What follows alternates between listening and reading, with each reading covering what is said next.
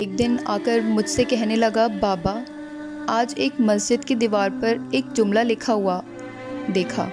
وہ جملہ پڑھ کر ایک عجیب سا احساس ہوا، کسی کو حاصل کر لینے کا احساس، اور ایک جذبہ پیدا ہوا۔ وہ جملہ یہ تھا، جس نے خدا کو پا لیا اس نے کیا کھویا، اور جس نے خدا کو کھو دیا اس نے کیا پایا۔ بابا یہ فرمان امام حسین علیہ السلام کا تھا۔ یہ جملہ کس قدر خوبصورت ہے نا بابا۔ یقیناً یہ جملہ امام کا ہی ہو سکتا ہے، جنہوں نے خدا کو پانے کے لیے اپنا سب کچھ قربان کر دیا۔ بابا میں ایک بات سوچتا ہوں، کیا ہمیں بھی ایک ایسا موقع مل سکتا ہے کہ ہم خدا کے لیے اپنا سب کچھ قربان کر دیں؟ بابا کتنا اچھا ہوگا اگر خدا مجھے یہ موقع دے۔ میں اس موقع کا فائدہ اٹھا کر خدا کی قربت حاصل کرنا چاہتا ہوں۔ حسن کی یہ سب باتیں سن کر ایک لہر میرے دل سے گزری۔ ایسا لگا جیسے حسن اب زیادہ دیر میرے ساتھ نہیں رہے گا۔ میں نے کہا، میرے پیارے بیٹے حسن، آپ کی باتیں بہت اچھی ہیں، لیکن ابھی آپ اپنی ذمہ داریوں پر توجہ کریں، ان ذمہ داریوں کو ادا کریں، اپنی پڑھائی پر بہت زیادہ توجہ کریں۔ حسن مسکرا کر کہنے لگا، ارے بابا جان، آپ فکر نہ کریں، آپ کا حسن آپ کو چھوڑ کر کہیں نہیں جاتا، ہمیشہ آپ کے ساتھ رہے گا۔ آبان بیٹا، میں تمہیں یقین دلاتا ہوں کہ حسن آج بھی ہمارے ساتھ ہے۔ اس کی خوشبو اس کے وجود کا احساس دلاتی ہے ہمیں۔ حسن اپنی چھوٹی بہن سے بے حد محبت کرتا تھا، دونوں ہی ایک دوسرے کی جان تھے۔ اکثر ہی کچھ نہ کچھ خرید کر نور کے لیے لاتا رہتا تھا، کہتا تھا، میری بہن خدا کی رحمت ہے، یہ رحمت بہت پیاری ہے، میں بھی چھوٹی کی تربیت کروں گا۔ ہماری بیٹی واقعاً خدا کی رحمت ہے، ہم سب کے لیے اس کی برکت بہت زیادہ ہے۔ سب سے بڑی بات، ہمیں اپنی بیٹی کو کچھ بھی سکھانا نہیں پڑتا، بلکہ ہم خود ہی حیران رہ جاتے تھے کہ ہماری بیٹی کبھی بھی وہ کام نہیں کرتی کہ اس کے والدین کو تکلیف یا شرمندگی اٹھانی پڑے۔ ایسا محسوس ہوتا ہے کہ نور کو ہر بات کوئی سمجھا دیتا ہے، جیسے ہر قدم پر کوئی رہنمائی کرتا ہو اس کی۔ ایک بار نور نے ذکر کیا تھا کہ حسن بھیا ان سے باتیں کرتے ہیں کہ تم نہیں جانتی کہ تم کتنی قیمتی ہو، تم وہ ہو جو شہداء کی راہ کو زندہ رکھ سکتی ہے۔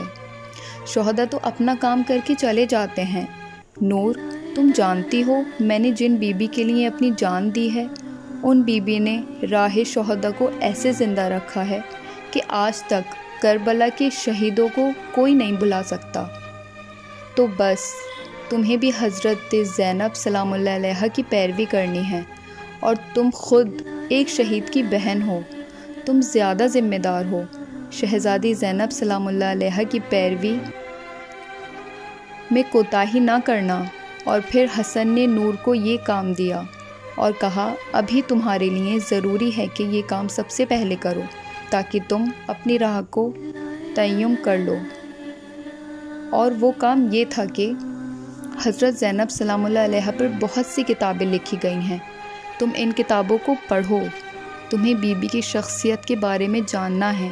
جب تم ان عظیم خاتون کی معرفت حاصل کر لوگی، تمہیں معلوم ہو جائے گا کہ تمہارا راستہ کیا ہے، پھر تمہارا بھائی بھی تمہارے لیے فکر مند نہیں ہوا کرے گا، تمہارے لیے پھر حسن کی یہ پیاری بہن خود ہی سب کام انجام دے لے گی۔ میں یہ سب سن کر بہت ہی زیادہ حیران ہو رہا تھا۔ میں نے کہا، انکل میں کیسے ان باتوں پر یقین کر لوں؟ آخر ایسا کیسے ہو سکتا ہے کہ ایک انسان جو اس دنیا سے چلا جائے، وہ جانے کے بعد بھی اس دنیا کے لوگوں کے لیے فکر مند ہو، دین کے لیے فکر مند ہو؟ کیا ایسا ممکن ہے؟ اور چاہتا ہو کہ سب لوگ اس کی طرح اس راہ کو جان جائیں؟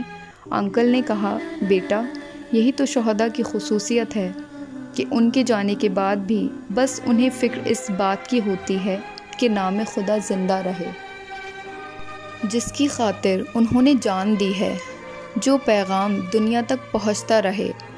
اسی لیے تو عالی مقام نے اپنی بہن کو تمام ذمہ داریاں دی تھیں، اور ان کی بہن نے بھی ان ذمہ داریوں کو ادا کیا۔ سنیے، کھانا کھا لیں، کھانا تیار ہے، نور کی امی کی آواز تھی۔ آؤ ابان بیٹا، آج ہمارے ساتھ کھانا کھا لو، انکل نے کہا۔ میں نے کہا نہیں انکل، تکلف نہ کیجیے گا، اگر حسن کے بارے میں جاننا نہ ہوتا تو میں آپ کو کبھی تکلیف نہ دیتا۔ میں اب چلتا ہوں، کل دوبارہ آؤں گا۔ گھر آ کر میں نے کھانا کھایا، بس حسن کی باتیں ذہن میں گھوم رہی تھیں۔ حسن کی باتیں سن کر دل چاہ رہا تھا کہ حسن سے ملاقات کروں، اس سے بات کروں، سوال پوچھوں، اور پھر کھانا کھا کر میں سویا تو میں نے خواب میں دیکھا